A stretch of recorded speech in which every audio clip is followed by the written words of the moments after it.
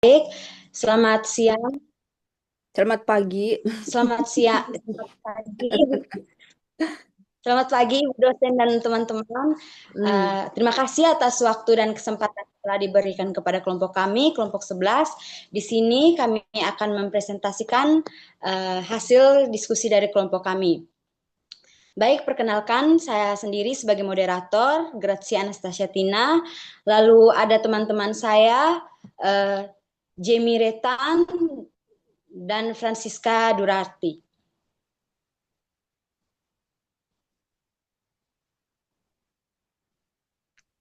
Next slide.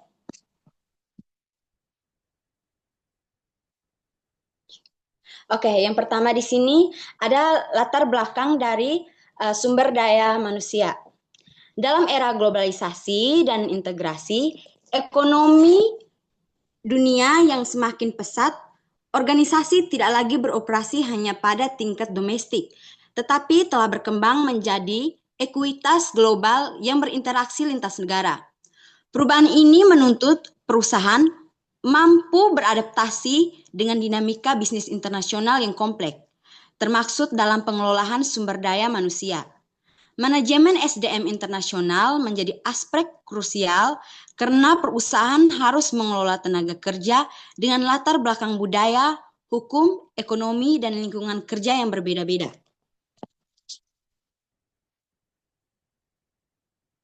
Next slide. Yang pertama ada konsep dasar manajemen SDM dalam bisnis internasional. Konsep dasar manajemen SDM internasional menurut Brice Schuler dan Klaus 2009 mendefinisikan HMR sebagai proses pengelolaan sumber daya manusia dalam organisasi yang beroperasi lintas negara yang mencakup aktivitas seperti perencanaan SDM, rekrutmen, pelatihan, pengembangan, kompensasi, serta mobilitas karyawan di tingkat global. Mereka menggarisbawahi perlunya pendekatan yang berbeda dalam pengelolaan SDM di konteks internasional dibandingkan domestik karena variasi budaya, hukum, dan lingkungan tenaga kerja.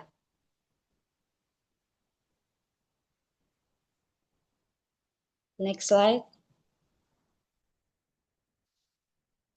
Baik, di sini ada 4 pendekatan utama dalam HMR internasional menurut Bryce George, Schuler, dan Klaus. Yang pertama ada ethnocentris approach. Perusahaan menggunakan kebijakan dan manajer dari negara asal perusahaan atau home country untuk mengelola operasi di luar negeri. Pendekatan ini mengasumsikan bahwa budaya perusahaan induk lebih unggul dan lebih dapat diterapkan di cabang luar negeri.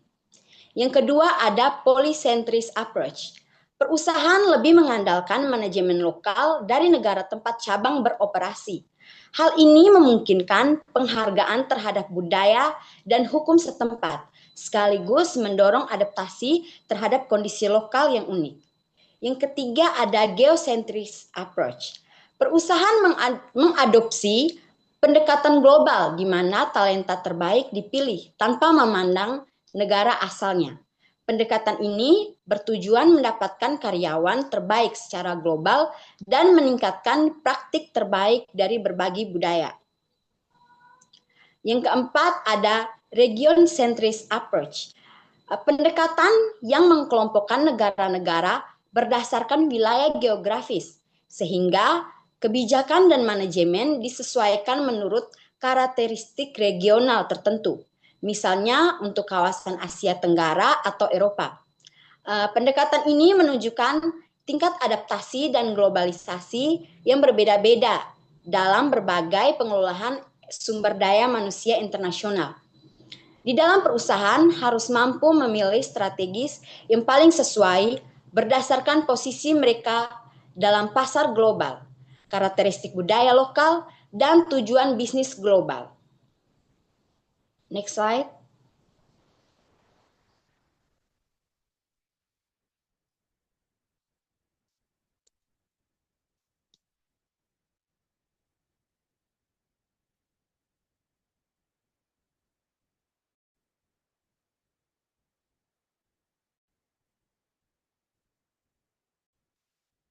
Next slide. Baik, yang berikutnya ada tantangan utama dalam mengelola SDM. Tantangan utama dalam mengelola SDM lintas negara menurut Sofsted 2001 dan Evans, Pucci, dan Brownsus 2002 sangat beragam dan kompleks, melibatkan banyak aspek yang harus diperhatikan perusahaan multinasional untuk sukses di pasar global. Di sini ada 5 tantangan dalam mengelola SDM. Yang pertama ada perbedaan budaya. Perbedaan budaya ini dapat meliputi perbedaan gaya komunikasi, nilai kerja, dan hierarki organisasi antar negara. Salah satu tantangan utama. Hofstede mendefinisikan dimensi budaya seperti jarak kekuasaan, individualisme, dan penghindaran kepastian yang mempengaruhi pelaku kerja dan interaksi antar karyawan dari budaya berbeda. Kesalahan dalam memahami dan rendahnya kolaborasi antar tim lintas negara. Yang kedua ada perbedaan hukum dan ketenaga kerjaan. Setiap negara dari aturan, jam kerja, hingga perlindungan hak karyawan. Kepatuhan terhadap hukum lokal sangat penting agar perusahaan menghindari konflik hukum dan menjaga reputasi. Ketiga, ada kondisi ekonomi dan pasar tenaga kerja. Variasi kondisi ekonomi, tingkat pengangguran, serta ketersediaan dan kualitas tenaga kerja di setiap negara mempengaruhi strategi manajemen SDM perusahaan. Menyesuaikan kebijakan dan benefit dalam kondisi pasar lokal jadi tantangan.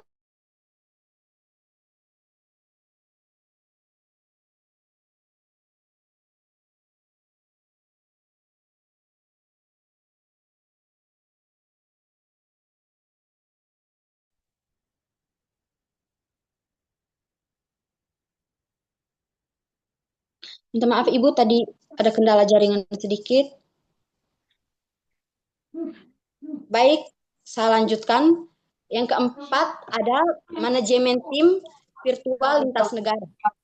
Dengan kondisi teknologi dan globalisasi, tim tenaga kerja sering tersebar di beberapa negara.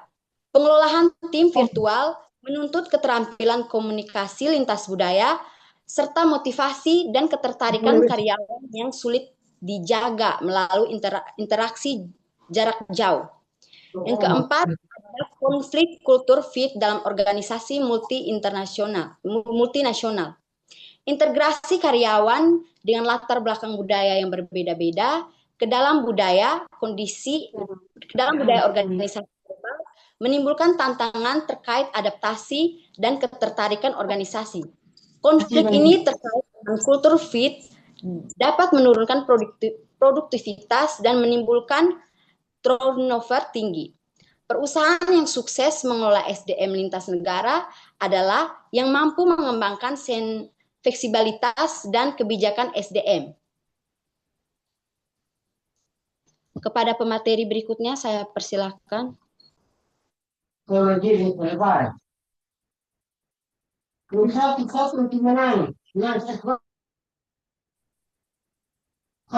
Selanjutnya saya akan menjelaskan terkait strategi rekrutmen, pelatihan, dan pengembangan karyawan internasional. Jadi strategi dalam manajemen bakat global menurut Schuler, Jackson, dan Turkey 2011 menekankan pentingnya Global Talent Management atau GTM untuk mengatasi tantangan kekurangan talenta yang kompeten dan motivasi tinggi secara global. Jadi GTM ini melibatkan beberapa praktik utama yang saling terkait guna membangun dan mempertahankan tenaga kerja global yang unggul. Yang pertama itu rekrutmen internasional.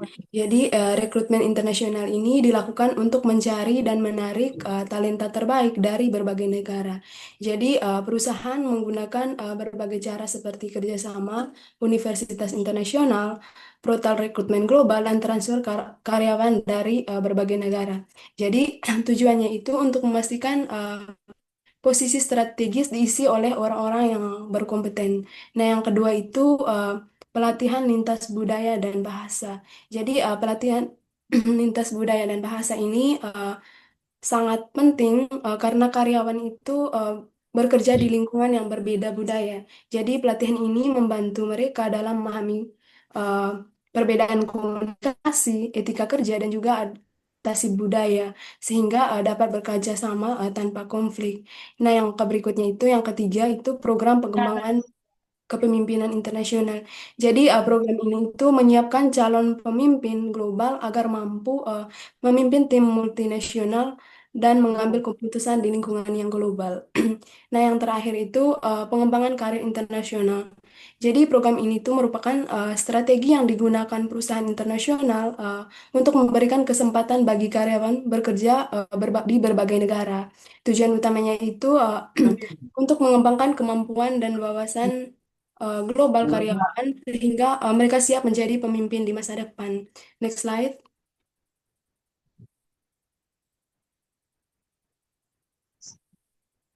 Selanjutnya saya akan menjelaskan terkait kebijakan kompensasi dan penilaian kerja internasional.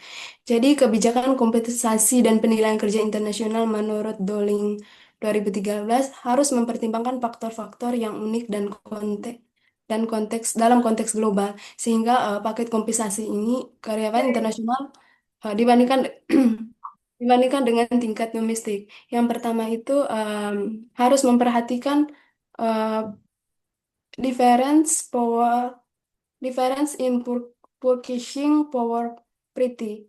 Jadi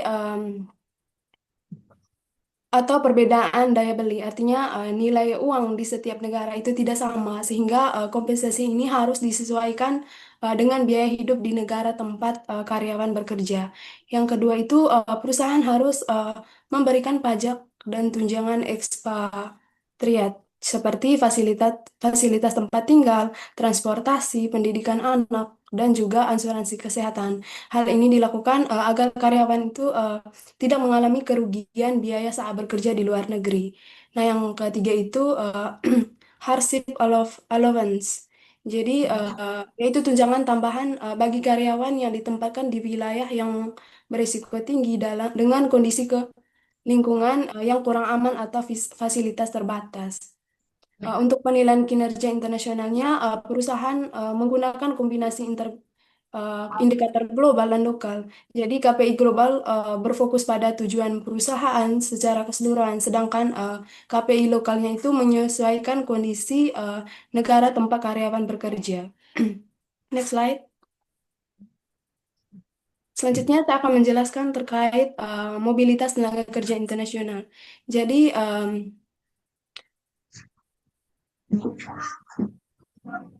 mobilitas tenaga kerja internasional ini merupakan aspek penting dalam manajemen SDM global, terutama untuk mengatur perpindahan tenaga kerja antar negara, baik itu ekspatriat maupun tenaga kerja lokal. Jadi perusahaan itu harus memastikan bahwa karyawan yang akan ditempatkan di negara lain itu atau di negara tujuh itu dipersiapkan secara matang agar penugasan internasional itu dapat berjalan dengan sukses. Yang pertama itu faktor utama yang pertama itu seleksi berdasarkan 758. hmm, budaya. Yang kedua, 758. eh, Jam 7:58. yang pertama itu seleksi berdasarkan kompetensi teknis dan budaya. Artinya itu perusahaan itu tidak hanya memilih karyawan yang ahli dalam teknis, tetapi juga eh, yang mampu beradaptasi dengan lingkungan budaya yang baru. Kegagalan adaptasi budaya itu sering terjadi, sering menjadi penyebab kegagalan penugasan ekspatriat. Yang kedua itu dukungan bagi keluarga ekspatriat. Jadi banyak penugasan internasional gagal karena keluarga tidak mampu beradaptasi, sehingga perusahaan biasanya menyediakan fasilitas seperti pendidikan anak, bantuan perumahan, dan juga pendamping adaptasi budaya. Nah, yang ketiga itu pra-penugasan. Prapenugasan, yaitu berupa pelatihan bahasa, pemahaman budaya lokal, dan juga orientasi mengenai kehidupan di negara tujuan. Dengan tujuan agar karyawan siap menghadapi perubahan lingkungan kerja. Yang terakhir itu perencanaan repatriasi. yaitu proses pengembalian karyawan ke negara asal setelah masa penugasan selesai. Jadi repatriasi ini penting untuk memastikan agar karyawan tetap termotivasi dalam pengalaman global mereka dapat dimanfaatkan oleh perusahaan. Sekian materi dari saya. Kepada pemateri selanjutnya saya persilakan. Baik, next slide. Baik, kita masuk pada studi kasus. Studi kasus yang kami ambil di sini Samsung Electronics. Samsung Electronics, perusahaan teknologi raksasa asal Korea Selatan, telah menjadi salah satu pemain utama dalam industri elektronik global.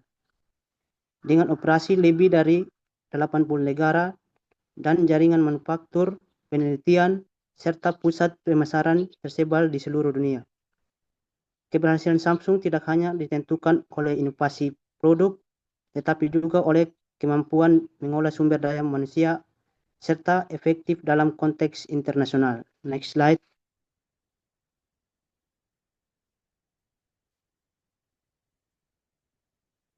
Baik, di sini ada prinsip-prinsip manajemen SDM elektronik internasional atau International Human Resource Management atau IHRM yang diterapkan Samsung. Di sini ada 6. Yang pertama,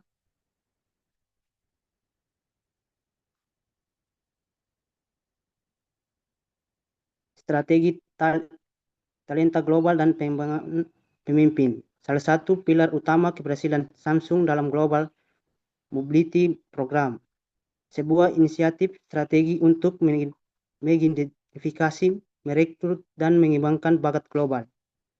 Program ini dirancang untuk menciptakan Global Talent Pipeline, jalur pengembangan kinerja bagi karyawan berbakat melalui rotasi lintas dan fungsi. Prinsip yang kedua yaitu pelatihan prinsip budaya dan adaptasi ekspatriat. Salah satu tantangan terbesar dalam IHRM adalah keunggulan penempatan ekspatriat akibat ketidakmampuan beradaptasi dengan budaya lokal.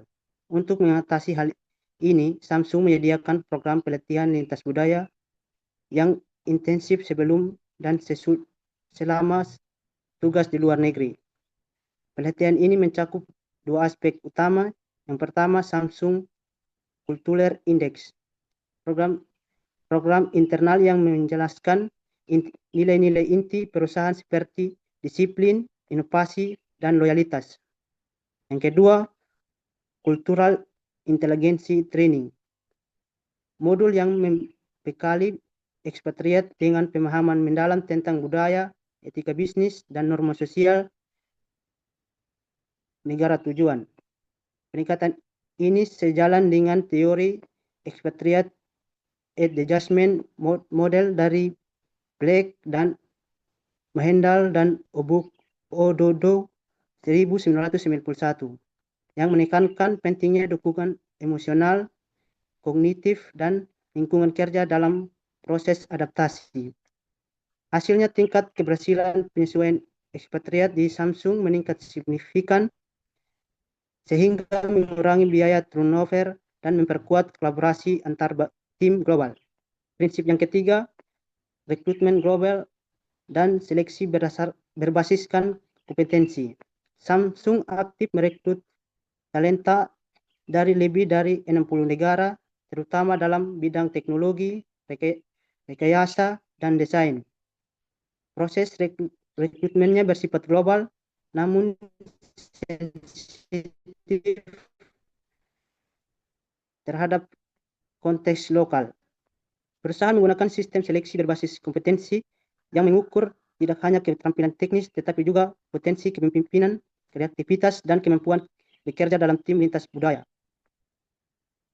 Prinsip yang keempat, sistem kompensasi dan penilaian kinerja internasional. Kebijakan kompensasi Samsung dirancang untuk menyimbangkan kesejahteraan global dan relevansi lokal. Perusahaan menerapkan sistem kompensasi berbasis kinerja yang menggabungkan elemen-elemen berikut. Yang pertama, gaji pokok disesuaikan dengan Purchasing Power Parity atau PPP yang pajak dan cost of living di masing-masing negara. Elemen yang kedua, insentif global dan lokal. Bonus diberikan berdasarkan pencapaian target perusahaan secara global maupun unit lokal. Elemen yang ketiga, paket ekspatriat. Termaksud tunjangan perumahan, pendidikan anak, asuransi kesehatan internasional, dan tunjangan penyesuaian budaya. Dalam penilaian kinerja, Samsung menggunakan Key Performance Indicator atau KPI yang dikombinasikan antara tolak ukur global dan indikator kinerja lokal. Next slide.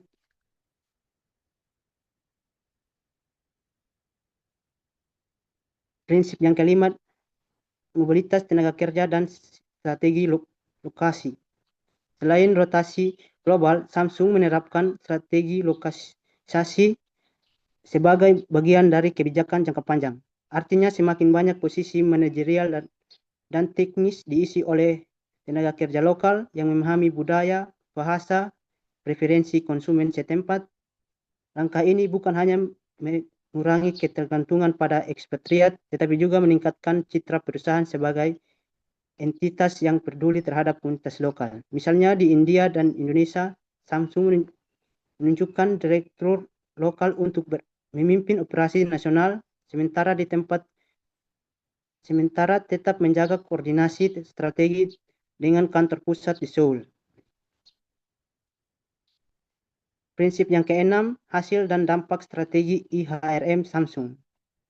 Yang pertama, melalui penerapan IHRM yang holistik, Samsung berhasil membangun budaya korporat yang kuat dan konsisten secara global. Yang kedua, mengurangi risiko kegagalan ekspatriat hingga lebih dari 40% dalam dekade terakhir. Yang ketiga, meningkatkan inovasi produk yang sesuai dengan kebutuhan lokal seperti smartphone dengan fitur khusus pasar Asia Tenggara. Yang keempat, mempertahankan reputasi sebagai employer of the choice di berbagai negara. Keberhasilan ini membuktikan bahwa investasi SDM internasional bukan sekadar biaya operasional, melainkan aset strategi yang mendukung pertumbuhan dan daya saing global.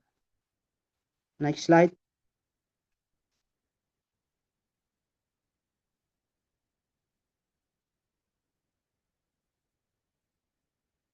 Baik, kesimpulan yang kami ambil dari makalah kami, manajemen SDM internasional merupakan aspek penting bagi perusahaan yang beroperasi di lintas negara karena harus menghadapi perbedaan budaya, hukum, serta kondisi ekonomi tiap negara. Untuk berhasil di pasar global, perusahaan perlu menerapkan strategi SDM yang adaptif, mencakup rekrutmen global, pelatihan lintas budaya, pengembangan kepemimpinan internasional, serta sistem kompensasi yang adil dan sesuai dengan konteks lokal. Pengelolaan ekspatriat dan mobilitas tenaga kerja juga menjadi bagian paling penting dalam memastikan efektivitas operasi global. Studi kasus Samsung menunjukkan bahwa pendekatan IHRM yang terencana dan terpadu dapat memperkuat daya saing, meningkatkan inovasi, serta mempertahankan talenta berkualitas di tingkat internasional. Sekian dari materi saya kembalikan kepada moderator. Oke, baik. Selanjutnya kita akan masuk ke dalam sesi diskusi. Sesi diskusi ini kepada penjawab pertanyaan pertama, saya persilahkan.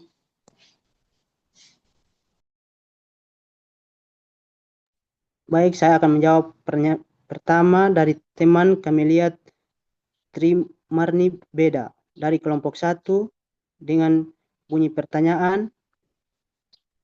Dari studi kasus Samsung, menurut teman-teman kelompok, strategi apa yang paling berperan terhadap keberhasilan SDM internasional mereka? Jelaskan alasannya.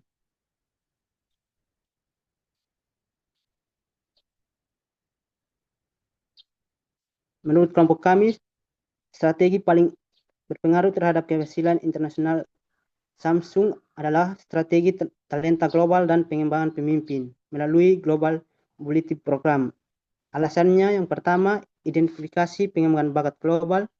Program ini dirancang untuk mengidentifikasi, merekrut, dan mengembangkan bakat-bakat terbaik di seluruh dunia. Tujuannya adalah untuk menciptakan Global Talent Pipeline, yaitu jalur pengembangan karir bagi karyawan berbakat melalui rotasi lintas negara dan fungsi. Yang kedua, pengelolaan bakat global. Menurut Schuler dan Tricue 2011, pengelolaan bakat global merupakan faktor kunci bagi perusahaan multinasional untuk menempatkan keunggulan kompetitif. Alasan yang ketiga, rotasi lintas negara.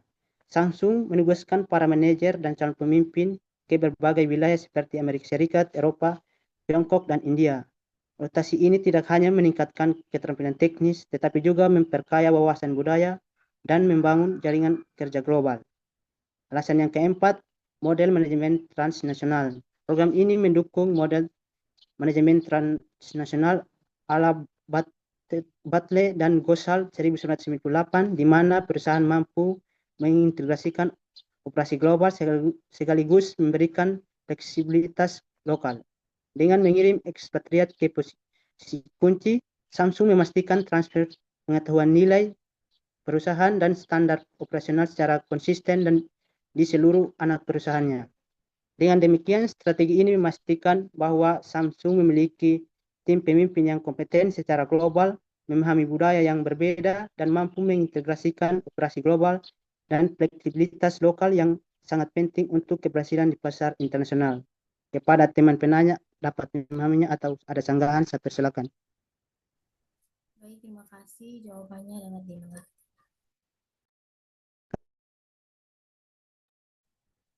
Oke, baik. Berikutnya saya akan menjawab pertanyaan dari teman Apremi Dejami Gana.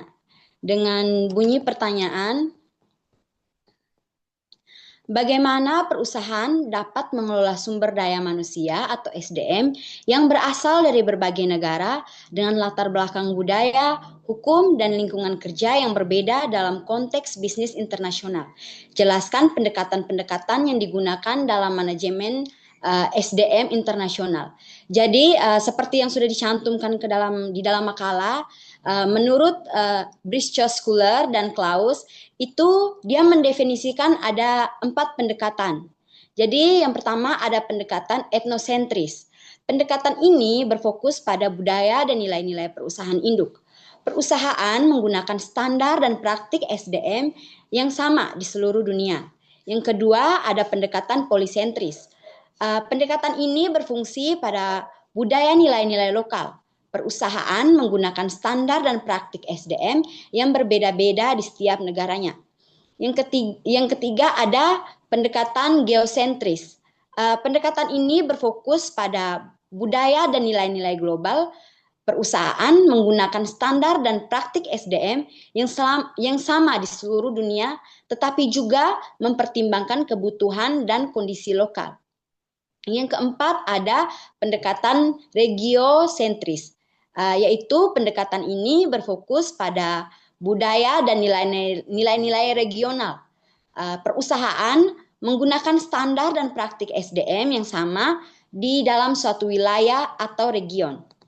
Bagaimana dengan teman Apreni Dejami Gana? Apakah dapat memahami jawabannya? Baik, terima kasih kepada teman kelompok yang sudah menjawab. Jawabannya dapat dipahami.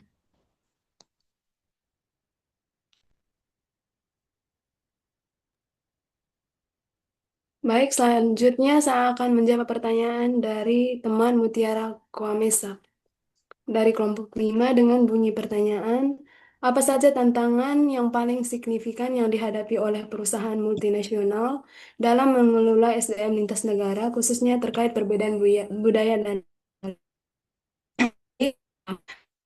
kami itu tantangan yang paling signifikan yang dihadapi oleh perusahaan multinasional adalah perbedaan budaya dan juga perbedaan regulasi atau hukum. Perbedaan budaya ini sangat mempengaruhi gaya kepemimpinan, pola kerja, serta nilai dan perilaku karyawan. Jadi, jika tidak dikelola dengan baik, maka hal ini dapat menyebabkan konflik, salah paham, dan juga dapat menurunkan produktivitas. Nah, sementara itu, perbedaan seperti standar gaji, jam kerja, cuti, dan juga kebijakan kontrak menuntut perusahaan untuk menyesuaikan kebijakan HR mereka sesuai aturan setiap negara. Oleh karena itu, perusahaan harus memiliki strategi manajemen SDM internasional yang fleksibel dan juga sensitif terhadap budaya agar operasi operasi global itu tetap berjalan dengan efektif. Sekian jawaban dari kelompok kami. Apakah teman Mutiara dapat memahami jawabannya?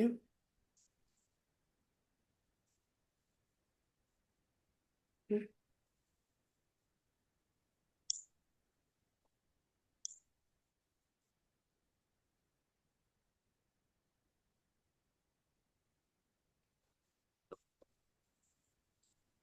Apakah teman Tiara dapat memahami jawabannya?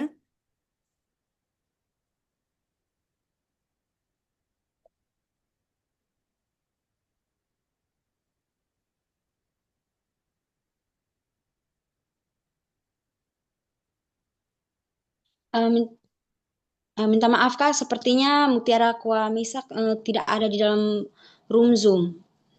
Oke, baik. Selanjutnya saya akan menjawab pertanyaan dari teman Loisa Adelia dari kelompok 12 dengan bunyi pertanyaan.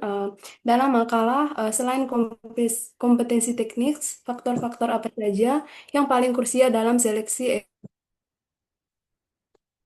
dukung keluarga dan juga perencanaan repatriasi dalam menentukan keberhasilan penugasan ekspatriat. Baik, jawaban dari kelompok kami itu selain kompetensi teknik, faktor yang paling krusial dalam seleksi ekspatriat itu adalah kemampuan adaptasi budaya, emosional, dan juga kesiapan mental bekerja di lingkungan asing. Jadi faktor ini itu penting karena sebagian besar kegagalan penugasan ekspatriat itu bukan disebabkan oleh kurangnya kemampuan teknis, melainkan karena ketidakmampuan beradaptasi dalam budaya baru.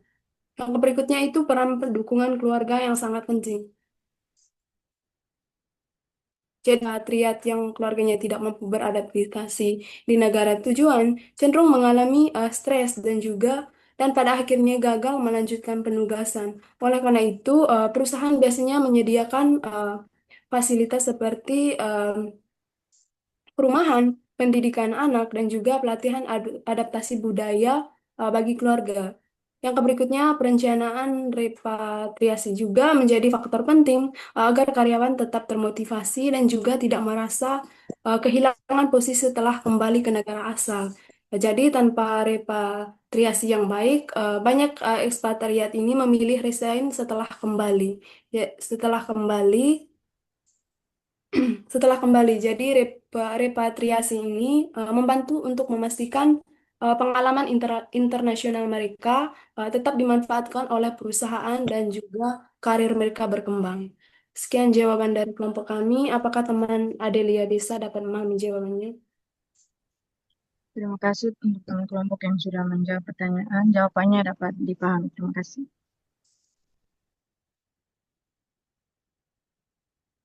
Baik Ibu dan teman-teman, dikarenakan pertanyaannya sudah tidak ada lagi, terima kasih atas waktu dan kesempatannya. Mohon maaf apabila ada kesalahan di saat kami melakukan presentasi. Waktu dan kesempatan saya kembalikan kepada Ibu.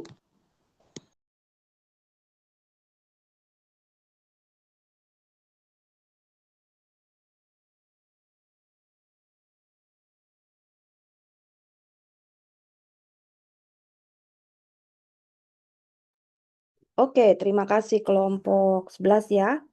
Bisa ditunjukkan kembali slide-nya untuk yang halaman awal di halaman 3 atau halaman 4. Ini tentang SDM internasional teman-teman ya. Jadi Ibu mungkin bisa kasih penguatan sekitar 1-2 menit karena sebentar lagi teman-teman masuk ke sesi dinamika kelompok. Ibu akan bagi breakout room random, nanti yang masuk berapa anak dilihat saja. Sembari kalian diskusi dari tema yang akan Ibu berikan ya, sampai jam 9 kita akan melakukan sebuah diskusi begitu. Oke, Ibu jelaskan dulu ya. Di sini kategorinya IHRM, ini kan manajemen SDM internasional. Kalau bahasa asingnya disebut dengan International Human Resource Management ya. Teorinya banyak banget. Coba next lagi, ini teori siapa pengertiannya ya. Ya, ini sudah betul. IHRM, pakai Briscoe Scholar. Ya, betul ada Scholar, Dowling, De Cherry itu adalah ahli dari internasional HRM gitu ya. Di mana di sini artinya adalah proses ya, proses menangani isu tentang tenaga kerja yang muncul akibat aktivitas bisnis internasional. Karena kan kantor itu isinya orang-orang asing berbagai latar belakang, ras gitu ya, dari berbagai negara, ada dari Afrika, ada dari Inggris misalnya, ada dari benua Asia dan lain sebagainya. Nah, di sini pengelolaannya seperti apa? Pengelolaan perbedaan budaya, pengelolaan hukum, pengelolaan praktik tenaga kerjanya, keselamatan kerjanya, model supaya tidak konflik. Ini seru sebenarnya ya. Kalau membahas IHRM itu tidak selesai di satu pertemuan, gitu ya. Lalu penempatan pegawai antar negara itu seperti apa? Nah, ini yang dibahas oleh pengertian dari scholar ya, tentang perbedaan budayanya ini bagaimana. Karena kan mereka sudut pandangnya berbeda-beda, beda negara tuh beda sudut pandang ya. Nah, intinya adalah memanage orang-orang yang berbeda latar belakang budaya ini ke dalam satu sistem hukum tentang regulasi kerja, tentang penugasan internasional dan pengelolaan kompetensi global. Jadi harus standar pengerjaannya sama, padahal backgroundnya berbeda-beda, itu yang susah ya. Nah, di sini fokusnya itu harus sistem hukumnya harus jelas, lalu ada sebuah wadah ya serikat pekerja dan model hubungannya bagaimana antar pegawai ini ya. Nah, mungkin next lagi ada bawa contoh kasus nggak? Coba bisa ditunjukkan ke Ibu. Untuk contoh kasus perusahaan itu banyak ya teman-teman di Indonesia. Untuk yang perusahaan asing masuk ke Indonesia seperti Unilever ya dari Jerman gitu ya. Dia juga sudah melakukan sebuah talent mobility, jadi pegawainya itu diberikan pelatihan ke luar negeri ya, diberi pelatihan ke Singapura, ke Belanda, ke UK, karena kan memang basisnya Unilever itu di Eropa. Dan rekrutmennya pegawainya itu global, tidak hanya merekrut di Indonesia. Jadi nanti jangan heran kalau kerja di Unilever atau di Astra Internasional ketemu orang Jepang, ketemu dengan orang Prancis dan lain sebagainya karena memang perusahaan internasional. Jadi di situ HRD-nya sudah sudut pandangnya internasional human resource management ya. Jadi standarnya udah internasional, training kompetisinya, kompetensinya juga harus global disamakan di setiap negara gitu. Nah, ini yang disebut dengan global talent management ya, global talent management. Jadi mengelola manajemen, mengelola talenta atau mengelola pegawai ini sudah standarnya internasional, tidak boleh berbeda-beda. Nah, kalau Indonesia kan nasionalnya masih dibedakan. Untuk standar TOEFL di Indonesia Barat lebih tinggi 550 untuk bisa masuk kerja. Di Indonesia Tengah boleh 500, Indonesia Timur 450. Itu kan nggak sama ya. Berarti kan tidak standar nasional yang merata. Nah, kalau Unilever dan perusahaan internasional itu sama, mau melihat Indonesia Barat atau Timur, melihat negara Indonesia atau Australia, kita dipandang sama. Ya, contoh lagi ada perusahaan Indonesia yang standar global manajemen SDM-nya itu Garuda, ya penugasan pilot itu ada yang dari luar negeri juga pilotnya, penempatan pilot Indonesia ke rute-rute internasional ya, rekrutmennya juga bisa aja dia ngambil pilot dari Eropa, dari India gitu ya. Pengelolaan kompensasinya, pembayaran gaji itu juga standarnya internasional mengikuti ya, jangan sampai ini apa namanya perekrutannya global tapi standarnya standar nasional. Enggak, justru nanti kompensasinya gajinya ya gaji dolar ya setara dengan UMR internasional, pelatihannya dengan pelatihan budayanya juga internasional. Nah, pelatihan dan kompensasi internasional standar gaji standar internasional itu masuk teori cross cultural ya, masuk teori cross cultural itu budaya yang saling bersilang ya, kurang lebih seperti itu. Toyota juga, Astra juga, Cina juga punya Huawei, macam-macam ya. Jadi intinya fokus budayanya adalah mengadaptasikan SDM itu bisa masuk ke budaya lokal ya, bisa masuk budaya lokal. Jadi walaupun pelatihannya itu basisnya di Indonesia, apa basisnya secara internasional gitu kan, tetapi juga mengena di semua background pegawai dengan latar belakang yang berbeda karena sama-sama manusia. Jadi pakai garis secara umum universal saja kalau manusia itu harus dilatih dengan apa. Misal disiplinnya harus dilatih tentang kecepatan bekerja, gitu-gitu. Fokus budaya dan juga fokus bagaimana talent ini standarnya internasional ya. Nah, itu dia kira-kira untuk pengertiannya saja ya teman-teman. Jadi ini kaitannya dengan merekrut pegawai. Lalu di situ ada juga bagaimana ketika terjadi konflik gitu ya, terjadi konflik itu seperti apa, terus pelatihannya mereka, kompensasi, hubungan kerja itu ya. Lalu budayanya harus disamaratakan, undang-undangnya juga jangan lupa di sini banyak banget ya. Mobilitas itu rotasi pegawainya bisa aja kita dipindahkan gitu ya, dipindahkan untuk ditempatkan di cabang negara yang lain atau di tempat yang lain ya. Nah, seperti itu kira-kira.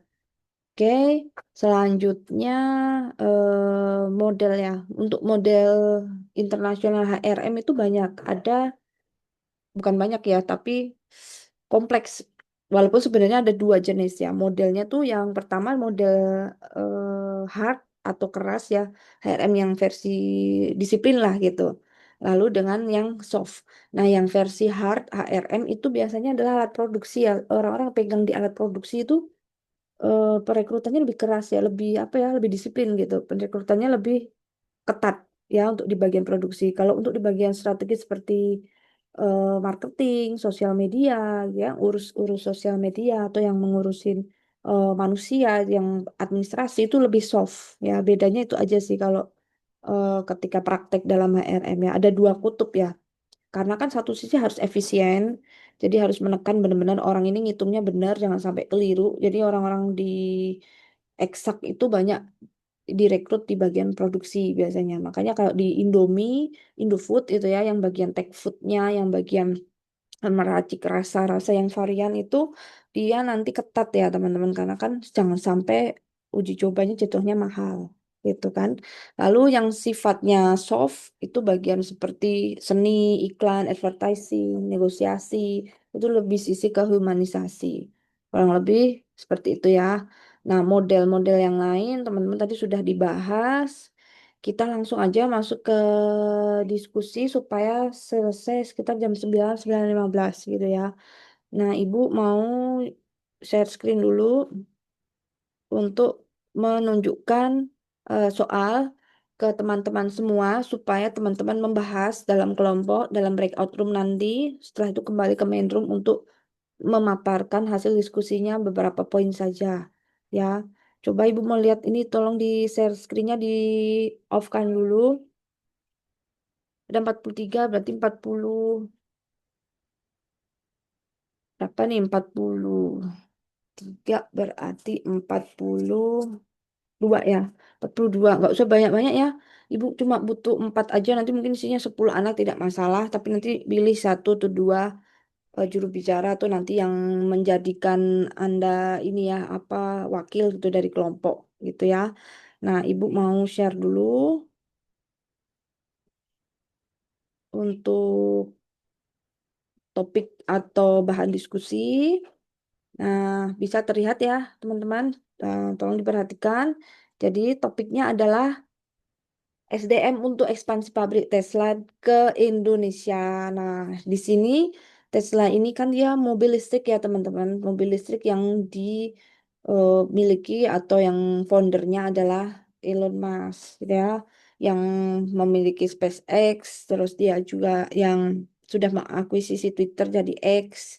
Nah, dia punya eh, mobil listrik disebut dengan Tesla ya. Di Indonesia yang punya Tesla hanya beberapa orang karena harganya juga tidak murah. Nah, tetapi saingannya juga sudah muncul dari Cina yaitu BYD. Nanti kapan-kapan kalau di manajemen merek kita nanti ada kelas diskusi, mungkin kalau waktu yang cukup kita bisa diskusi kasus-kasus menarik ya, beberapa brand. Nah, ini untuk yang IHRM, Tesla itu ternyata sudah melakukan ekspansi kalau teman-teman ini ya tahu informasinya.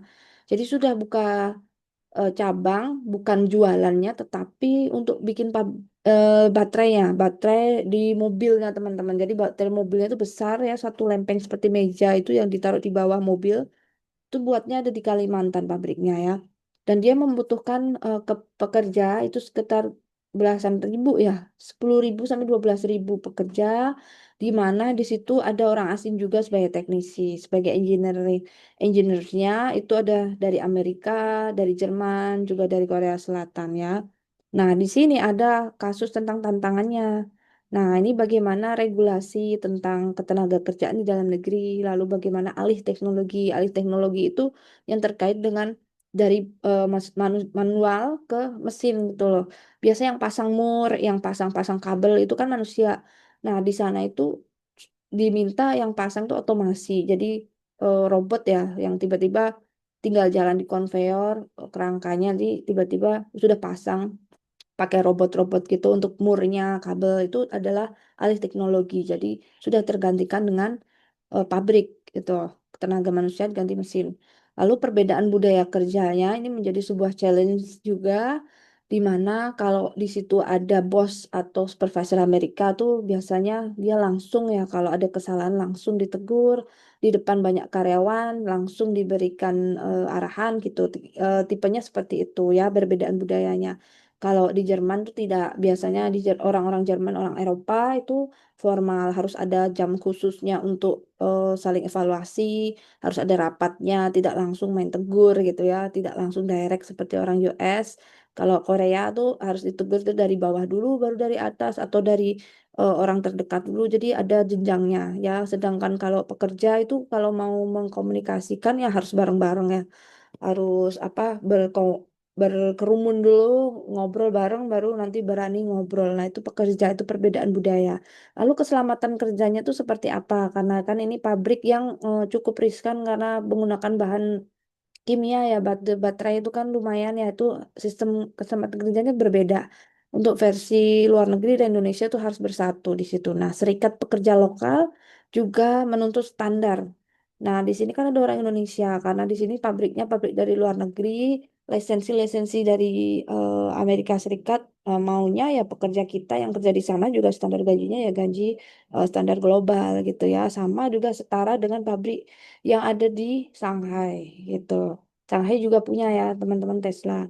Nah, di sini ada dua pertanyaan besar teman-teman, yaitu bagaimana yang pertama Tesla ini bisa merancang kompensasi yang adil. Tadi kan tantangannya untuk gaji masyarakat kita yang kerja di pabrik Tesla di Kalimantan minta digaji ya sama seperti standar internasional yang ada di pabrik di Cina ya.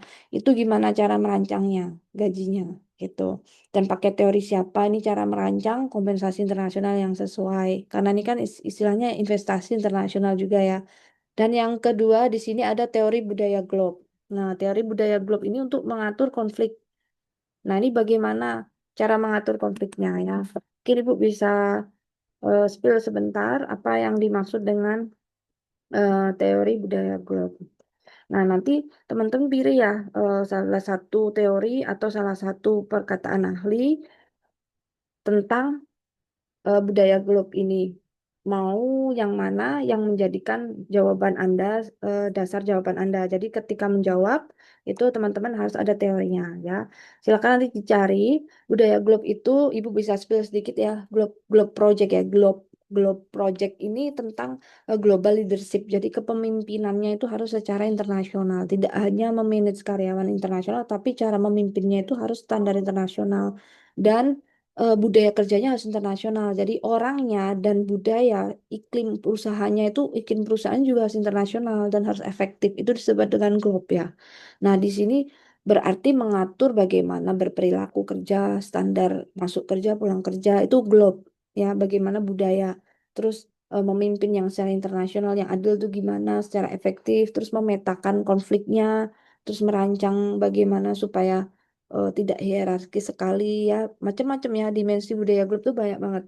Nah nanti teman-teman silakan pilih yang cocok untuk karakter Indonesia itu seperti apa yang biasanya akan muncul konfliknya ya rata-rata masyarakat Indonesia itu apa sih yang menjadi karakter utama yang biasa muncul ketika dia bekerja dengan orang asing. Oke, nah, apakah sudah bisa dipahami teman-teman semua? Kalau sudah bisa dipahami, Ibu akan bagi ya teman-teman ke dalam breakout room. Ada 4, nanti random tiba-tiba teman-teman sudah masuk ke room itu merupakan teman Anda untuk berdiskusi, untuk menjawab dua pertanyaan tersebut.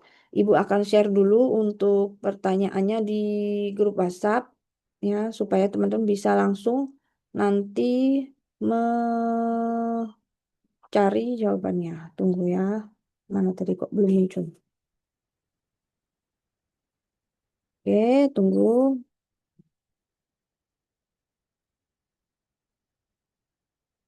Ini betul ya di sini ya. Oke, ada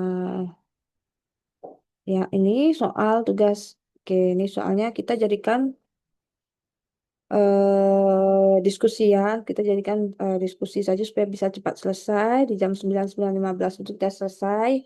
Supaya teman-teman persiapan jam 10. Baik, sudah siap ya. Kita akan bagi 4 kelompok. Tunggu, Ibu akan bagi Anda ke dalam breakout room. Nanti tolong waktu yang diberikan itu dimanfaatkan dengan efektif, dengan maksimal. Sekarang di 8:34 ya. Tunggu sebentar ya.